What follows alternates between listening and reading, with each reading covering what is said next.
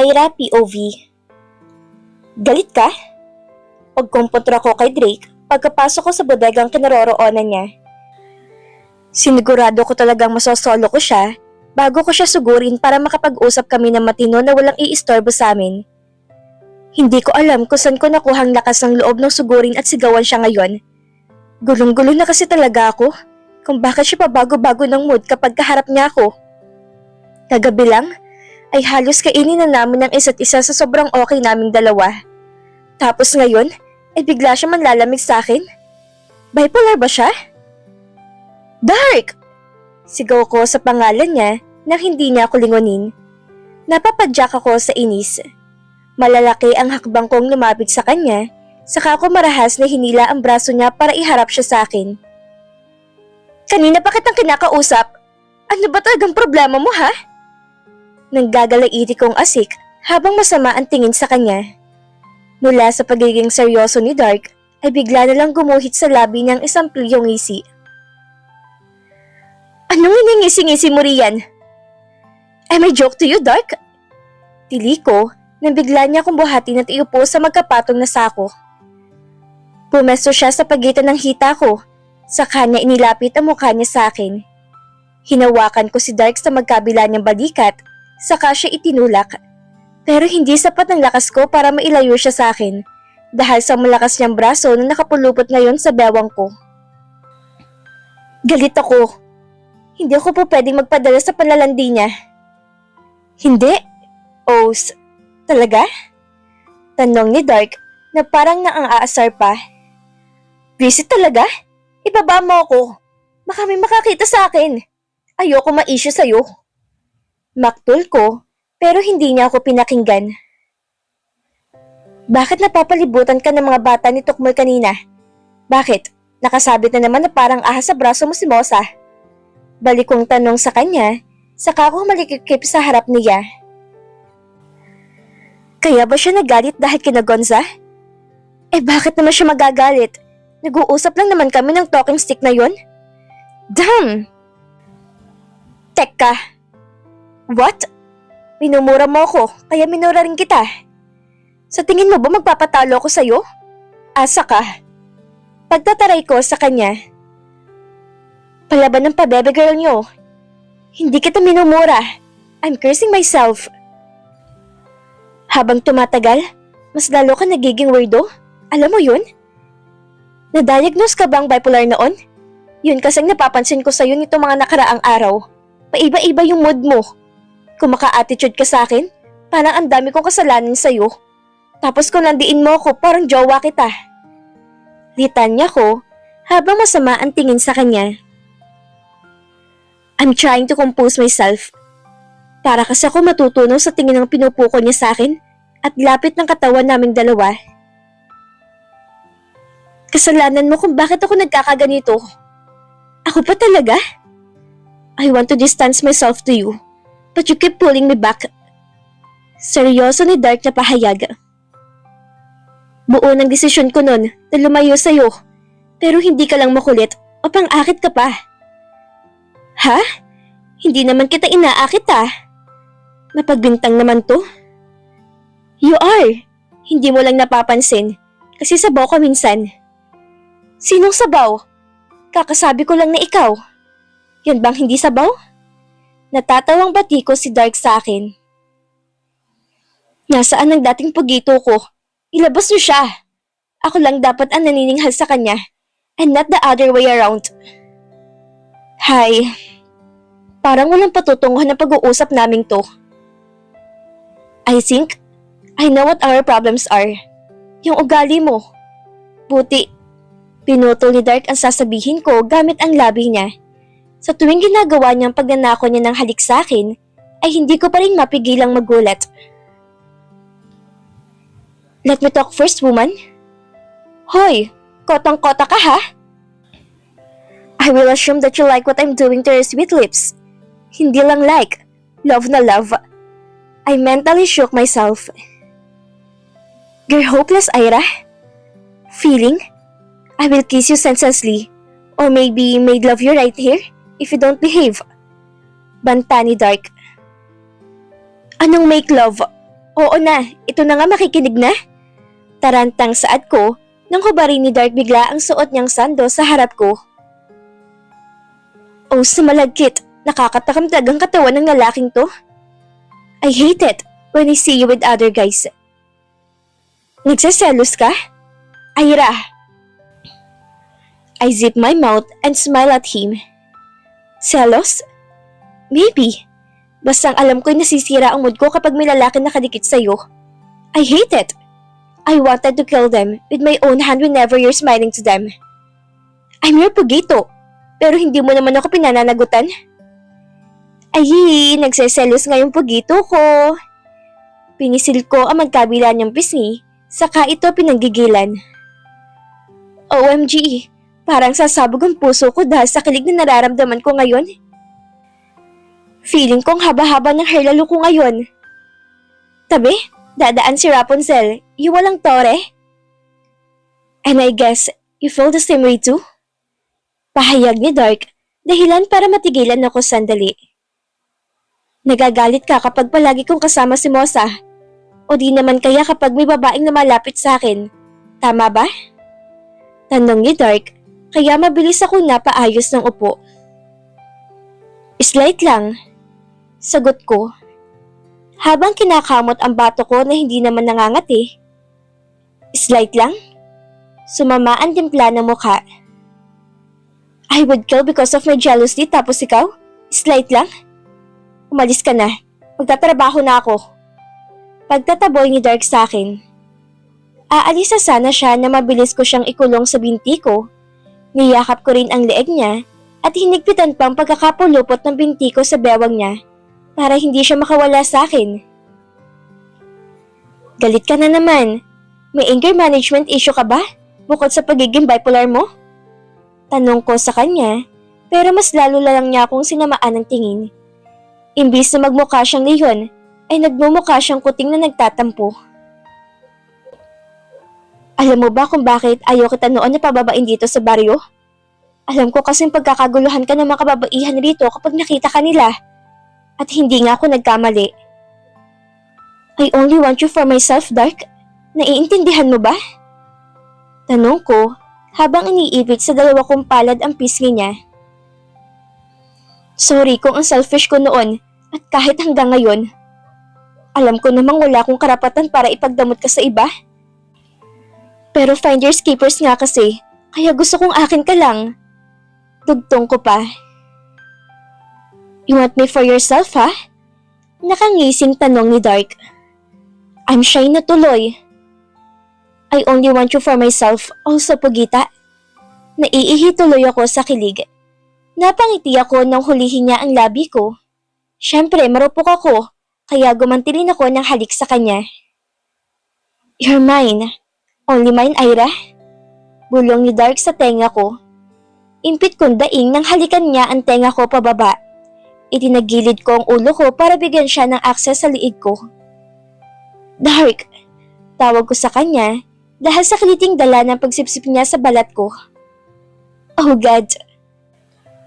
Usal ko nang dumapo ang labi niya sa itaas ang parte ng melon boobie ko. You should go back to work. Baka hindi ko mapigilan ang sarili ko at dito kita angkinin. Natatawang saad ni Dark bago niya ako buhatin pababa. I'll see you later. Sa kwarto ka pa rin ba matutulog? Nag-aalang ang tanong ko sa kanya. Ayaw mo na ba? Gusto. Mabilis kong sagot na ikinatawa niya. Muli niya akong siniil ng halik bago niya ako tuloy ang pakawalan. Paglabas ko ng bodega ay abot tenga ang ngiti ko. Nakasalubong ko pa si Mosa pero hindi ko siya binigyang pansin. Lalampasan ko na sana siya nang tawagin niya ako. Ahira, si Dark, nasa loob. Bakit? I'm sure he miss me na. Jimon? Anong sabi mo? Tinaasan niya ako ng isang kilay. Hindi na nga ganun kagandahan, bingi pa. Sabi ko, dream on. Pag-uulit ko. Lumalakas ang loob natin ah. Sa tingin mo ba'y papatulan ka ni Dark? Ikaw ang mangarap? Bulyaw niya sa akin. Wala namang masamang mangarap mo, sa? Ang masama ay yung pinagbumukha mong desperadang sarili mo. Pahayag ko bago siya inirapan na talikuran. Narinig kong impit niyang pagtili dahil sa inis kaya napangisi ako. Ayi! Tili ni Marcelino na halos bumasag sa eardrums ko. Shinare ko kasi sa kanyang kaninang pinag-usapan namin ni Pugito ko, kaya kilig na kilig si bakla. Mahaba ba? Malaki? Tanong niya na nagpakunot ng noo ko. Pinakinggan mo bang mabuti yung kinuwento ko? Kunot noong tanong ko sa kanya. Mali ko bang nahihiya ka lang ikwento sa akin na nagtsuktsakan kayo ni Daddy Dark sa bodega? Sira? Hindi no? Asus? Dali na girl. Wala nga ganun nangyari. Sira ulo talaga to. Damot? Wala nga Ang kulit. Teka, akala ko ba sabay kayong uuwi ni Dark? Bakit mag-isa ka lang ngayon? Kailangan ni Dark mag-OT sa bodega. May mga bagong deliver kasi ngayon ng bigas, kaya kailangan siya ron ni Mang Motmot. Oh, Eddie Sheng? Ikaw na may jowang hot? Hindi naman kami magjowa. What? Pero kung tokain yung isa't isa at sabihin niyo own each other na, ay parang may level na kayong dalawa. Meron naman kaming label Ano? 13th stage? Hindi label yun, gaga. 3 lang ang legal na label for me. And these are the following. Makinig ka. Exclusively dating, in a relationship, at married. Saan kayo sa 3? Exclusively dating? Balik kong tanong sa kanya. Di ka sure?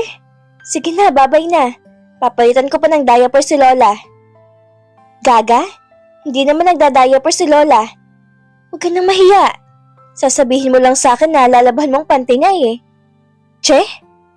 Habang naglalakad pa uwi, hindi maalis sa labi ko ang ngiti ko. Naalala ko na naman kasi ang pinag-usapan namin ni Dark at hanggang ngayon ay hindi mawala-wala ang kilig na nararamdaman ko. Aira, mabilis akong napalingon sa tumawag sa akin. Tio Manolo, pauwi ka na ba? Tanong niya sa akin nang tuloy siya makalapit sa akin. Nagulat ako nang haplusin niya ang braso ko. Kaya naman napahakbang ako palayo sa kanya. Opo, sagot ko. Halika, sasabayan na kita sa paglalakad mo. Papunta rin kasi ako sa bahay niyo para kausapin ang Papa Ramil mo. Pahayag din niya, kaya naman tumango lang ako. Nalaman kong hindi ka raw nakatungtong ng kolehiyo. Opo. Bata ka pa naman, Aira. Pwede kitang tulungan makapag-aral sa kolehiyo kung gusto mo. Inabot niya ang likuran ko, sa kanya yun hinaplos. Kaya lang, kailangan mong tumira sa poder ko para mabantayan kita. Pera ko ang gagamitin mo sa pag-aaral mo. Salamat na lang po pero ayoko po magkautang na loob sa taong sisingilin din naman ako sa huli ng lahat ng mga naitulong niya sa akin. Matapang na pahayag ko, saka ako nagsimula maglakad palayo sa kanya. Alam kong ginagawa niyang panggigipit kay Papa Ramil. At ayoko malagay sa ganoong sitwasyon. Hindi bukal lang gagawin niyang pagtulong sa akin. Doon ako sigurado, kaya't no thanks na lang. Gusto ko makapagtapos pero hindi sa tulong niya. Kaagad din na umalis si Tio Manolo na malamang wala si Papa Ramil sa bahay. Hindi ko na siya pinansin kaninang habang kausap siya ni Mama Stella dahil naiilang ako sa ngiting ibinibigay niya sa akin. Ngiting timang kasi. Kainis? Para saan to? Tanong ni Mama Stella nang abutan ko siya ng pera. Sahod ko po ngayong buong linggo, Mama. Inipon ko po talaga yan para may pagbili po ng gamot nyo. Sagot ko. Hindi yun ganun kalaki, pero makakabili na siya ng ilang tableta ng gamot niya para sa sakit niya sa puso. Nakita ko ang paglambot ng ekspresyon ni Mama at pangingilid ng luha niya. Salamat anak. Pero hindi ko matatanggap to. Gusto kong ipunin mo to para sa mga pangangailangan mo. Pero Mama, kinuha niya ang kamay ko, saka niya ibinalik sa palad ko ang perang para dapat sa kanya. Huwag mong isipin na responsibilidad mo kami, Aira. Isipin mo rin ang sarili mo. Wala akong perang inaabot sa'yo para sa mga pangangailangan mo habang lumalaki ka. At ngayon nagagawa mo ng suportahan ng sarili mo? Ay gusto kong bumili ka ng mga bagay na magpapasaya sa'yo. O di naman kaya ipunin mo para kapag nangailangan ka, may mapaghuhugutan ka ng pera. Pero pamilya tayo, Mama. Kaya natural lang na tumulong ako sa mga gastusin rito. Iniisip mo pa rin bang mga sinabi sa'yo ng Papa Ramil mo? Huwag anak, hindi ka sampid o pabigat sa pamilyang to. Kahit wala ka maibigay sa amin, hindi magiging basihan ng pagmamahal ko sa'yo bilang anak ko. Pahayag ni Mama, nagpangilid ang luha ko. Kaagad kong niyakap si Mama Stella. Simula ko nang tumira sa poder niya, ay hindi niya ipinaramdam na iba ako. Minahal niya ako na parang totoo niyang anak. Kapag yumaman ako, bibilhan kita ng mansyon mo. Pahayag ko sa mahinang ikinatawa ni Mama. Aasahan ko yan kung ganon. O siya, tama ng drama. Kumain na tayo. Tawagin mo na yung mga kapatid mo. Pagkatapos kumain, ay kaagad akong pumasok sa kwarto ko at naglinis. Nag-ayos rin ako ng sarili ko para naman maganda at mabango ako. Lo? Matutulog ka na lang, lalandi ka pa? Hinayaan kong nakabukas ang bintana dahil kay Dark. Siguradong tatabi na lang yun sa akin mamaya pagdating niya. Lumipas ng ilang oras, pero nanatiling dilat pa ang mga mata ko habang nakatitig sa kisame. Ito na nga bang sinasabi ko? Mukhang simula ngayon hindi na ako makakatulog na maayos hanggat wala si Dark sa tabi ko.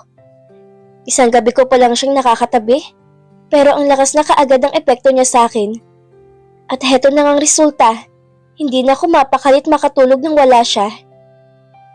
Mabilis ako napabalikwas nang marinig ang katok sa dingding ng kwarto ko mula sa labas. Dali-dali akong tumayo at sinilip kung sino ito. Sumilay ang ngiti sa labi ko na makita ang lalaking kanina ko pang hinihintay. Ang pugito ko. Ang pogi talaga. Lo? Sinanyasan niya akong lumabas na kaagad ko namang ginawa.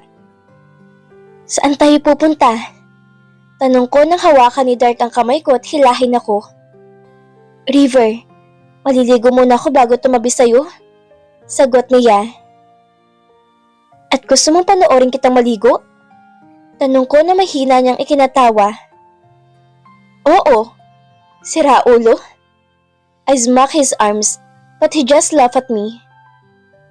Tingnan mo tong lalaking to.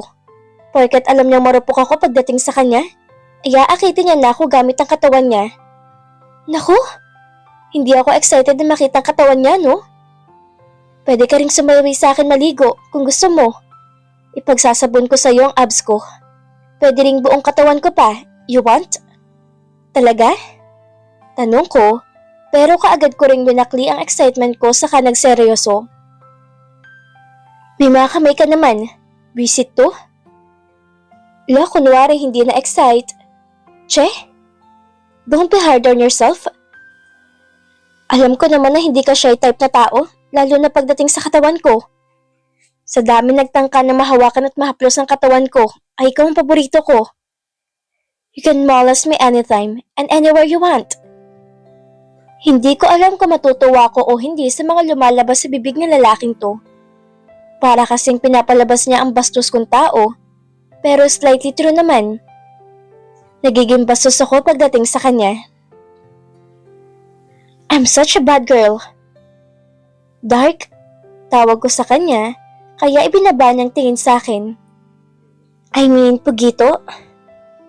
Why? Kapal na ng mukha natin na. Tumawa si Dark kaya naman pinagmasdan ko ang mukha niya. Ibang-iba na siya sa unang Dark na nakilala ko sa bundok na puro lang pagsusungit ang alam gawin. Ngumingiti, tumatawa, nagjo-joke at mapang-asar na siya ngayon. Ako ba nag-impluwensya nito sa kanya? Hindi ko tuloy alam kung naging bad or good influence ako sa kanya. Pagdating sa ilog, ay kaagad siyang naghubad ng saplot niya sa katawan. Tanging boxer shirt niya lang ang tinira niya bago lumusong sa tubig. Shit na malagkit. Ang sarap niya naman. Katawan palang ulam na. Naupo ako sa bato at pinanood lang si Dark habang naliligo sa ilog. Tanging ang buwan ang nagsisilbing liwanag namin ngayon sa gabing ito. Sapat na yon para makita kong malinaw na magandang katawan ng pugito ko. Nakakainganyo tuloy ang sabayan siya sa paliligo. Inilubog ko ang mga paa ko sa tubig at halos manginig ako na maramdaman ng lamig nito. Ayoko na pala. Kapag nandito ka na sa tubig ay hindi ka nalalamigin. Pahayag ni Dark na bigla na lang sumulpot sa harap ko habang nakalubog pa rin ang kalahati niyang katawan sa ilog. Ayoko, malamig. Yayakapin kita. Itinaas baba niya ang kilay niya, suot ang priyong ngisi sa labi. Kung ibang lalaki sigurong gagawa niyo sa harap ko, ay baka inisip ko ng manyakis to. Pero si Dark, wilang na wiling ako magpamanyak sa kanya. Pero no, not today. Hindi mo ako madadala sa panlalandi mong ganyan, Dark. Matapang na saad ko. Talaga lang ha? Dark! Suway ko sa kanya nang humaplos ang kamay niya sa magkabila kong hita. Sinimulan niya ring halikan ang shoulder blade ko, kaya kaagad na nag-init ang pakiramdam ko. Napasinghap ako na maramdaman ang haplos niya sa hinaharap ko habang wala pa ring tigil ang labi niya sa pagmarka sa leeg ko. Napayakap ako sa ulo niya habang mahinang napapadaing dahil sa hatid na kiliti at sarap ng ginagawa niya sa akin. Bumaba ang halik niya. Hinihintay ko ang susunod niyang gagawin, pero bigla na lang siyang tumigil kung kailan namang sarap na ako. Right. Just stay right here. Baka hindi ko mapigilan ang sarili ko kapag sumabay ka sa akin. Is he blushing? Sinundan ko ng tingin si Dark na lumangoy siya palayo sa akin. Hindi ko mapigilan magtaka. Bakit bigla siya nag-back out? Halata namang hindi lang ako sarap na sarap sa ginagawa niya kanina. Ang pangit ko bang dumaing? Daing kalabaw ba ako? Nabilis akong tumayo mula sa kinauupuan ko at hinubad ang saplot ko. Itinira ko lang ang bra at panty ko bago lumusong sa tubig. Napayakap ako sa sarili ko nang bumalot ang malamig na tubig sa katawan ko.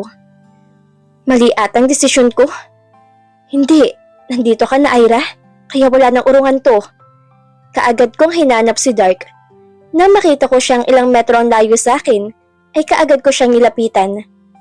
Natawa ako nang bigla siyang bumagsak sa tubig dahil sa gulat na makita ko. Napamura siya habang pilit na itinatayo ang sarili niya. What the, Ira? Bakit? Napanguso ako. Bakit parang galit pa siya? Anong ginagawa mo rito? Naliligo. Kanina lang gusto mo akong sumabay sa'yo maligo. Tapos ngayon na nandito na ako, ayaw mo na? Nakita ko ang pagbuga ni Dark ng hangin bago muling bumaling sa akin. Akala ko ba nilalamig ka kaya ayaw mo maligo? Tanong niya sa akin. Akala ko ba yayakapin mo ako? Balik kong tanong sa kanya. Napakamot si Dark ng batok niya. Sinubukan kong hulihin ang tingin niya pero hindi ko magawa. Why is he acting shy now? Tinagilid kong ulo ko saka ko pinagmasdang mabuti ang mukha niya. Go back, Ira. Patapos na rin naman ako maligo. Ayoko. Pagmamatigas ko, saka ko humakbang papalapit sa kanya. Pero kumunot ang noo ko nang bigla siyang umatras. Ano bang problema mo? Go back! Nauutal ni Dark na pagtataboy sa akin. Ayoko nga! Minumura mo ako? I shouted at him. No! I'm cursing myself. You won't understand, Ira? Kaya bumalik ka na ron. Ipaliwanag mo para maintindihan ko. Humakbang ulit ako papalapit sa kanya. But this time, I anchored my arms in his nape. Mas lalong napamura si Dark dahil ginawa ko, pero hindi yun ang concern ko ngayon, kundi ang matigas na bagay na tumutusok sa bandang tiyan ko. May sawa! Dark! Pagtawag ko sa kanya. I told you to go back, Ira, but you didn't listen. Ngayon ipanagutan mong ginawa mong pagbuhay dyan sa alaga ko. Pahayag niya na nagpabilog ng mga mata ko. Sumabog sa kahiyan ang mukha ko na mapagtanto ko ano kumikibot-kibot sa tiyan ko. Pero mas lalo lang sumabog sa kahiyan Nang hapitin ni Dark ang bewang ko at mas lalong idikit ang katawan ko sa kanya. Ngayon pa lang, ay magpaalam ka na sa bataan mo, Ira. Wasak yan pagkatapos ng gabing to, kaya condolence. Kasalanan mo kasi maharot ka. At dito na po nagtatapos ang kabanata ng ating kwento. Muli niyo po akong samahan sa mga susunod na kabanata na ibabahagi ko sa inyo. Maraming salamat po at ingat po tayong lahat.